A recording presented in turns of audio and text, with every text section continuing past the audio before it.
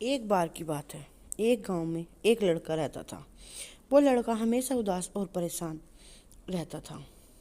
वह हमेशा फ्यूचर के बारे में सोचा करता। सुबह होते ही उसका टेंशन भी शुरू हो जाती।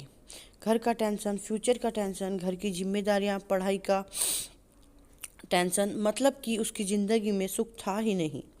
वह हमेशा ओवर थिंकिंग किया करता था और दिन भर डिप्रेशन में ही रहता। तो यह बात उसने एक बार अपने उस्ताद गुरु को बताई। उसके सर ने उसकी पूरी बात सुनी और उसे कहा कि तुम मुझे कल गांव की नदी के पास मिलना। लड़के ने वैसा ही किया। अगले दिन वह गांव की नदी के पास पहुंचा तो उसने देखा कि वहां पर पहले ही उसके सर उसका इंतजार कर रहे थे। लड़के ने सर से कहा कि बताइए सर, आप मुझे क्या कहने वाले थे। सर ने कहा कि ऐसे नहीं, पहले हम इस नदी को पार करके नदी के उस साइड में चले जाते हैं, फिर मैं तुम्हें बताऊंगा कि। तो पास में एक गांव नाव थी। लड़के ने कहा ठीक है सर, चलिए इस नाव में बैठकर चलते हैं, नदी को पार कर लेते हैं। सर ने कहा नहीं, ऐसे नहीं, जब इस नदी का पूरा पानी सूख जाएगा तब करेंगे। जब इस जमीन दिखनी शुरू हो जाएगी तब हम इस नदी का पूरा पानी सूख जाएगा तब हम इस नदी को पार करेंगे। तो शायद हम इस नदी को कभी पार नहीं कर सकते हैं। तभी सर ने मुस्कुराते हुए लड़के से कहा कि यही चीज़ सिखाने के लिए मैंने तुम्हें आज यहाँ पर बुलाया है।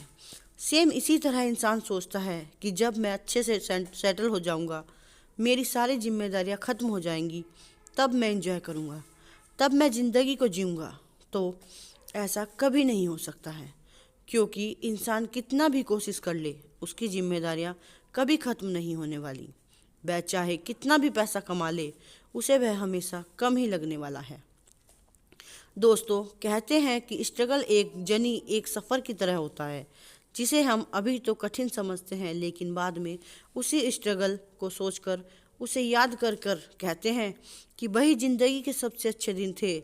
तो इस जर्नी को सोचकर उसे मज़े से लो, इसे मुस्कुराते हुए पार करो, और इसमें और भी ज़्यादा होने वाली टेंशन, क्योंकि प्रॉब्लम, जिम्मेदारियाँ, यह कभी ख़त्म नहीं होने वाली हैं।